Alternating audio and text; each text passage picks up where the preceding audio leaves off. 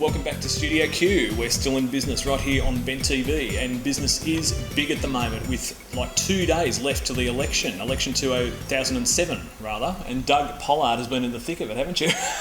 Oh, yes. Been to the candidates forum, I've been interviewing individual candidates, I've been fending off individual candidates who want to be interviewed, no, I don't want to interview them, and I've been trying to talk to a Liberal. That is a challenge, I've heard, is to actually get a Liberal to talk to you. Unfortunately, yes, Liberals are thin on the ground. They don't answer the phones, they don't come back to you.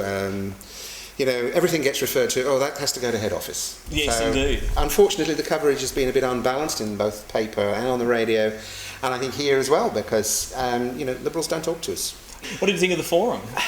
It was interesting. I think it outlined very, very clearly what the choices are now for the gay and lesbian community, because it seems clear that the only way we're going to get anything is to vote the minor parties into the balance of power in the Senate. We're not going to get anything out of the Liberals, and we're not going to get an awful lot more out of Labour, because Lindsay Tanner was at great pains to stress that they were going to do 58 pieces of legislation piece by piece, and there was going to be a battle on each one, and it was going to take time, and they had to be very careful, and don't be in any rush. We can't just what did he say? We can't just roll up to the house and whack it in, as he put it. Also, going there. If you want any movement on gay rights, vote for the minors. Yeah, That's basically the only answer, I'm afraid. Indeed, that's the best we can hope for, is keeping the balance, isn't it? Unfortunately. But anyway, we've got a busy show, election-wise, this show. After the break, we're seeing you at the Stingos with the forum itself. Yes, we went there to the beer garden and listened to it all. Indeed. But before we get down to that serious stuff, I thought we'd have a bit of fun, or at least give a couple of you, our viewers, the chance to have a bit of fun in the form of a night out at the theatre. Oh. Night out at the Regent Theatre to see Priscilla, Queen of the Desert, the musical. I have in my hand a little pass for 2 A-reserve tickets from our good friends at Bridges PR, and this gives you the chance to go to any midweek performance, Tuesday, Wednesday or Thursday, any time between now, the day you get the ticket, and the 6th of January. So all you need to do is grab this from us and ring up and redeem it, and you can be in the theatre enjoying Priscilla. To be in the running for this fabulous night of entertainment, just be the 4th caller through on 9517 0125. Leave us a message with your name and contact details, and we will call you back to advise if you're successful and if you'll be enjoying a fabulous night of entertainment, courtesy of Bridges PR and us here at Bent TV. Good luck. So Doug, I hope we get some calls for that. Keep your fingers crossed. I hope so. It's a good sure there'll be lots of stabbing digits right now. Have you caught Priscilla yet? Or? I got my tickets. Oh, you did? Yeah. Very good. I got my tickets. Well, look, thanks for sitting here with me, and you've got a busy show, so we'll be back after the break with Doug and all the Election 07 coverage. So come back and see us soon. See you then.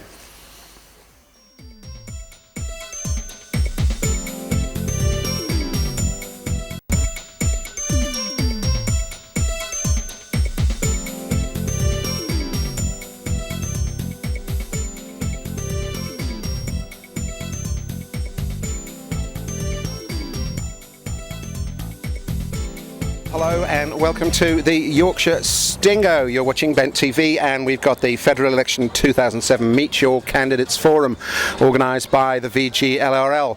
I'm Doug Pollard, and later on we're going to be talking to Lindsay Tanner of the ALP, Scott Ryan from the Liberals, Richard Di Natale for the Greens, Tim Wright for the Democrats, and Margarita Windish from the Socialist Alliance.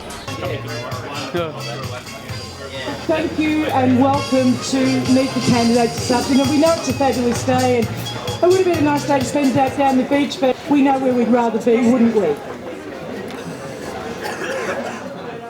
It is 2 weeks until the federal election. Hallelujah, we say. The perfect time for our community to give their views and raise their concerns as they relate to the LGBTI issues and communicate these to political leaders. And again, I put to you the government has a strong and real track record of removing discrimination against interdependent and same-sex couples and gay and lesbian Australians. The Workplace Relations Act prohibits employers from terminating people on various specified grounds, including sexual preference.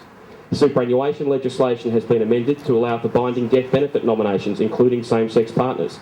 Various service entitlements of members of the Defence Force have been extended to interdependent couples, again including same-sex partners.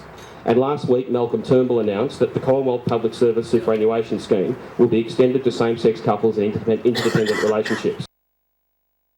There is a debate about whether there should be access to the formal institution of marriage by gays and lesbians, or whether there should be the development of a parallel, equal, equivalent institution which is not of the same title.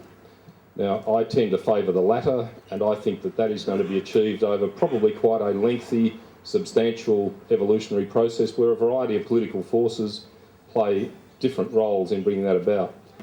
I would suggest to you that we are a necessary part of achieving those changes. We are a necessary part of achieving progressive social change. We're not the only force that brings about progressive social change by any means, but ultimately it's Labor government, state and federal, almost invariably that enact these changes. Don't underestimate the challenge, but we're there supporting you. Thank you. The reality is that with Greens in the Senate, we are going to play a very, very important role in not allowing any political party to use this sort of Me Too politics to get away with the sort of regressive legislation that was introduced under the name of the Marriage Act. But of course it's not just marriage. There are 58 pieces of legislation around taxation, superannuation, access to Centrelink payments, Medicare, that the government says to you, you're inferior and you don't deserve the same benefits that are afforded to people in the wider community. It's not good enough. It needs to change. And one way that we can change it is by making sure we get true progressive parties, parties who have got a long and proud history of standing up for these issues, not because they're popular, but because they're right. Because they're right. But on this, the Australian Democrats are now leading the way in promoting equal entitlements. A few months ago, we introduced the Same-Sex, Same Entitlements Bill, which I drafted for Senator Allison, and that would amend the 58 bits of federal legislation that discriminate against same-sex couples and their families. The Conservatives will suggest that there's some kind of sinister gay agenda, but that agenda is equality. You know, any rights that we have ever got was not because of the benevolence of our lovely politicians, it's because we all have fought for them. And I think what is really sad, it's not just that this Marriage Act is saying that gay love, lesbian love, is worth less. It's actually enshrining discrimination into law and supporting homophobia. That's what it really does. It helps back up the attitudes, backward attitudes that should be confined to the Middle Ages, the Dark Ages, way before we have broadened our horizons. That's where these sorts of laws belong. So all the best, continue the struggle. David Burnett, I'm from Wills, Lindsay and Scott. We've got Family First, reading some bits on the internet. We've got some pastor, so he calls himself. We've also got Cardinal Pell. We've also got Archbishop Jensen. And in Melbourne, we've got Archbishop Freer. Both the leaders of the two parties profess Christianity. How are you going to fight these people who are going to fight you once you start putting up gay and lesbian rights? Thank you.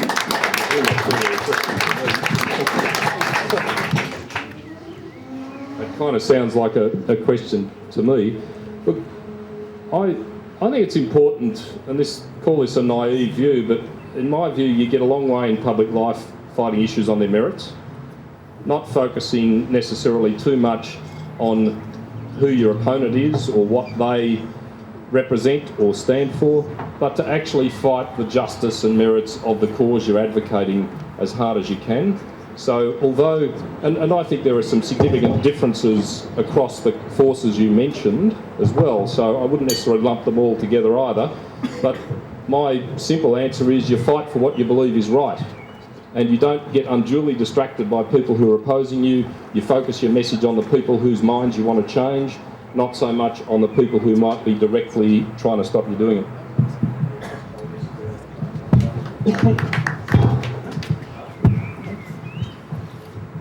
As I said when I started speaking this afternoon, I appreciate the opportunity today not only to put my views and the government's views, coalition's views, but also to hear your views. I'm a big believer in the fact that just free discussion and debate can actually achieve a great deal. Now, you're not going to agree with everything I've said today. I've got that's been made pretty clear to me when I've spoken sometimes. And similarly, I'm sure you don't agree with some of those people you mentioned. I agree with different people on different things myself. As I said, I don't agree with Peter Curtis's comments and I don't share them. But I don't think it's necessarily a matter of just fighting people. I don't think that's necessarily the best description. We're a diverse community with a lot of different views, and it's about respecting everyone's view and giving them the right to say it. We might move on to the next question. Hi, my name's Doug Pollard, constituency is Eltham North. My question is to everybody on the panel. I'm getting on in years a bit now, and I get a bit concerned about what's going to happen with aged care. Aged care is not set up to take care of gay or lesbian couples. There's a lot of prejudice in aged care codes against same-sex couples, and yet all the major parties talk in terms of allowing religious exemptions to anti-discrimination laws. Given that most aged care homes are run by religious bodies, surely you shouldn't allow those religious exemptions to discrimination law.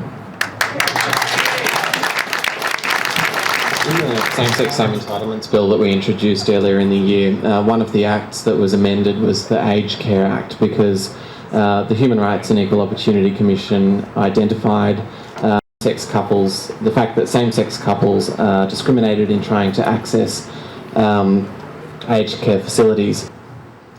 Well, the Greens don't support the exemptions for religious organisations, and we think that discrimination, whether it's through the church or through any other organisation, is unacceptable, full stop.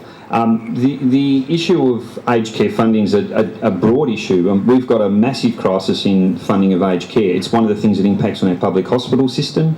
You find that people are often in emergency departments and then admitted to wards simply because they haven't got access to an aged care facility when they need it. So it's a broad issue affecting the community generally, and we need to have a massive increase in funding. But, I mean, underpinning all that, there needs to be, we have to remove any of the systematic discrimination that exists that prevents access for everybody.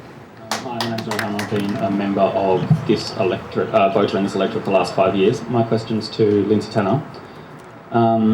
I'm quite proud to have a progressive member as my Member of Parliament, my local Member of Parliament.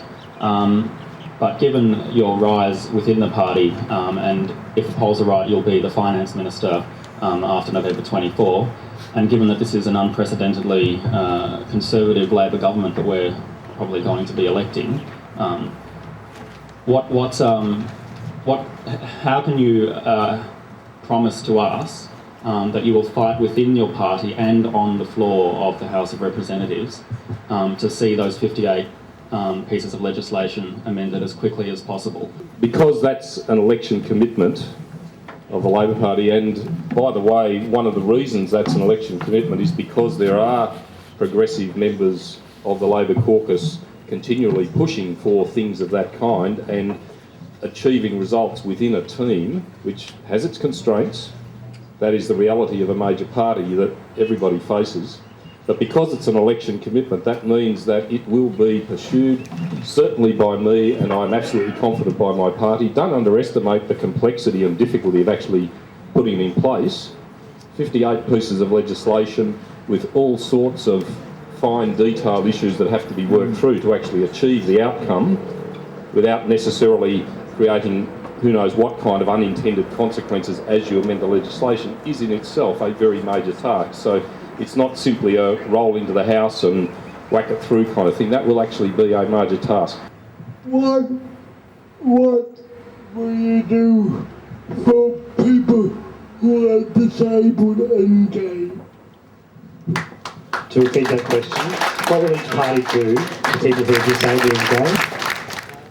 For Socialist Alliance, I mean, we think there has to be a massive increase for social services anyway, but also for people with disabilities. And one of the first things has to be that people with disabilities have to be made visible.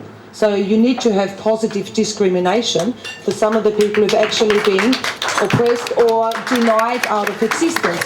So it's not just the question of actually treating carers better, it's also a question of actually treating people with disabilities better.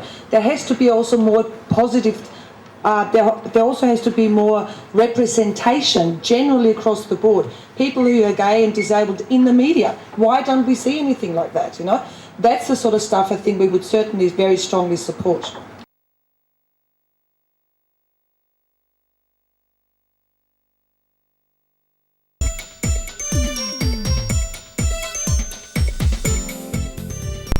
Hi, we're back now at Studio Q, and joining me we have Tim Wright from the Democrats and Richard Di Natale from the Greens, and we're going to talk a little bit about how the forum went. So I think I'll start with you, Richard. How do you think the forum went? What was your impression of it? Well, few surprises. The Greens and the Democrats, I thought, obviously gave the best presentation, standout performances from the Greens and the Democrats in terms of standing up loudly and proudly for the rights of GLBTI people. Labor Party was again missing in action, and the Liberals, well, I don't really need to say much about the Liberals. They've been missing in action for about 10 years, I think. No. Well, we both know, as Richard said, that your two parties both have pretty good policies for gays and lesbians. So what I thought we might do today is look at how you got where you are, why you chose, Richard, to be a Green rather than a Democrat. What was it about the Green philosophy that appealed to you? Well, I suppose my background would have been probably a more traditional Labor background, working class family, northern suburbs, migrant family. But I think over a number of years I saw the Labor Party move increasingly towards the right and become more and more similar to the Liberal Party, and there didn't seem to be really anywhere to go except for progressive parties, and the Greens at the time were, to my mind, the most progressive party. They spoke passionately about things that I care about, the environment, Indigenous issues. I was working as a medical practitioner in the Northern Territory for an Aboriginal community controlled organisation. Of course, Bob Brown, pretty inspirational leader, somebody who has always stood up for, really on principle, and never been the sort of politician who sniffs what public opinion's doing. He speaks from the heart. He speaks about the things he believes to be right, and so I suppose all of those things together meant that I found a really good home in the Greens, and I'm really proud to be representing our policies. But Tim, you found a home in the Democrats. Now, a lot of people in your generation, particularly among gays and lesbians, are migrating to the Greens, but you ended up with the Democrats. How come you got there? Well, I think the gay rights issues were quite a big deciding factor for me, or more generally the social justice issues. And it's not just about the party's policies, it's about how the party goes about implementing those policies in the Parliament. And I think that the Australian Democrats have a really strong track record on gay rights and using the parliamentary system to advance the cause. And I think that if you're elected to Parliament, you really have to use the committee system, you have to propose amendments, it's a privileged position, and I think that the Democrats have done that much better than the Greens. Even though our policies are much the same on gay rights, it's about how we actually go about getting those policies into effect. Richard talked a bit about his background, about being a doctor, working in the Northern Territory, the migrant family and all that. What's your background? I grew up in Barwon Heads on the coast, and I mean, there wasn't much opportunity for political activism, but I became more politically active at university. So I moved to Melbourne a few years ago, and I've been studying law at Melbourne University. And more recently, I've been working on anti-nuclear issues Yeah, in you're Africa. involved with the Peace Foundation, yeah? Yeah, the Peace Organisation of Australia, and also the International Campaign to Abolish Nuclear Weapons. But currently I'm working as a staffer for Senator Lynn Allison, who's the Democrats' leader. And She seems to have a lot of staffers. No, surprisingly few compared with some of the other politicians, the ministers and whatnot.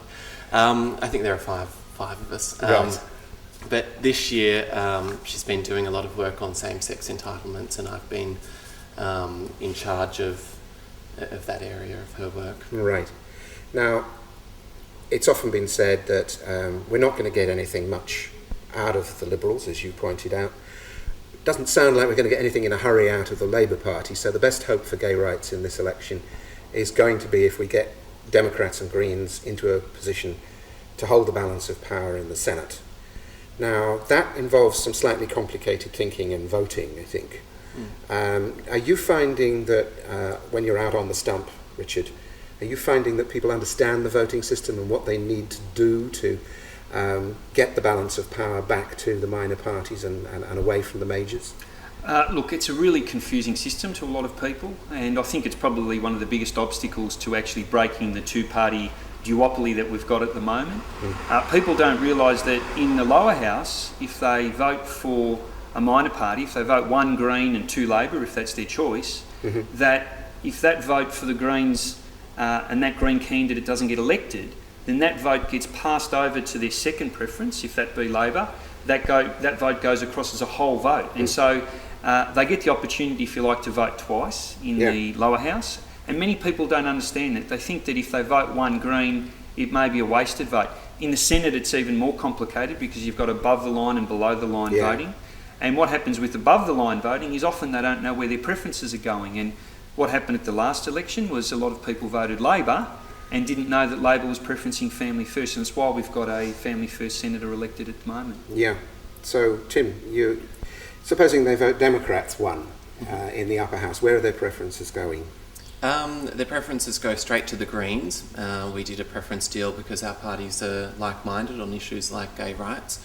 And then they go to other like-minded micro-parties, such like as What Women Want. What Women Want, Carers Alliance, I think. I mean, there are a whole lot of them. And then we place Labor and Liberal somewhere about halfway down, and then all of those really obnoxious, disgusting parties like Family First, Citizens Electoral Council. Yeah, those ones. It's a hard choice to make, which is the which worst goes evil really at the among bottom them. of the pile. Yes. I think we put One Nation at the very bottom. And what about you, Richard? Well, similar, although I have to just correct him on that. The Democrats in Victoria aren't going straight to the Greens. They're going to some smaller parties first and then coming to the Greens. But we are, in fact, going straight to the Democrats in Victoria.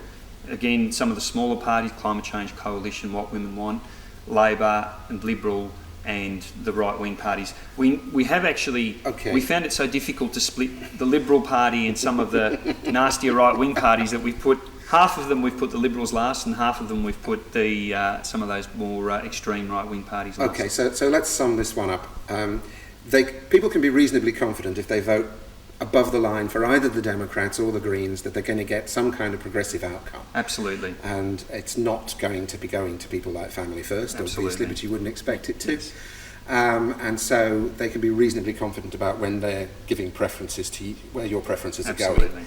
If I can sum up for the lower house, if they vote one for either of you two, they can make their own minds up where they number from there. That's right. And if they, if they want, the second best to you they think is the coalition, they could vote one for you, two for the coalition. I mean, we direct preferences with how to vote cards. Yes, but they don't have to follow a how to vote card, do they?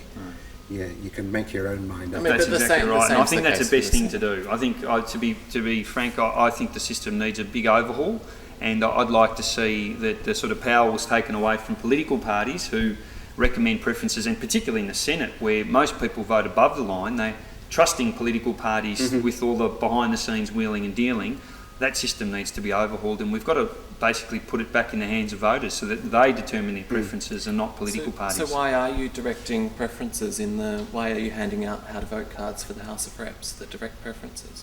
Well, that's because that's the system we're stuck with at the moment. No, but that's not. You're not required to do that. You could just hand out a how to vote card, saying vote 1 Greens. And then there's nothing in the Electoral Act that would prevent you from doing that. No, the problem is if you don't direct preferences in the lower house, if you don't make a recommendation, you get a much higher informal vote, and that's the problem you're stuck with. Yes, and also basically, let's be frank, some people want to be taught how to think, and they want to be taught exactly how to vote. Right. Yes. As someone once said to me, I can't vote below the line in the Senate. It will be too late for the trip to IKEA, and my boyfriend won't wait for me.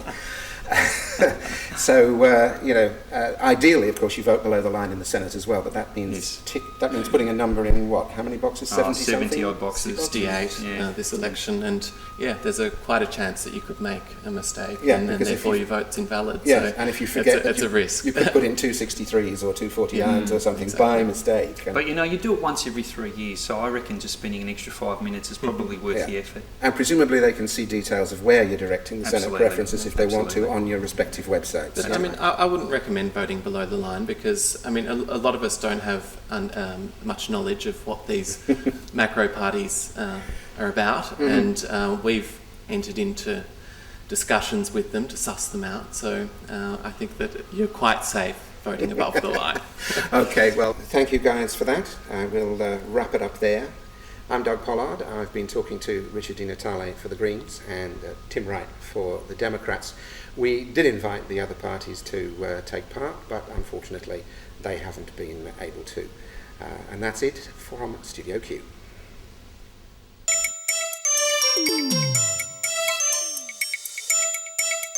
Mm-hmm.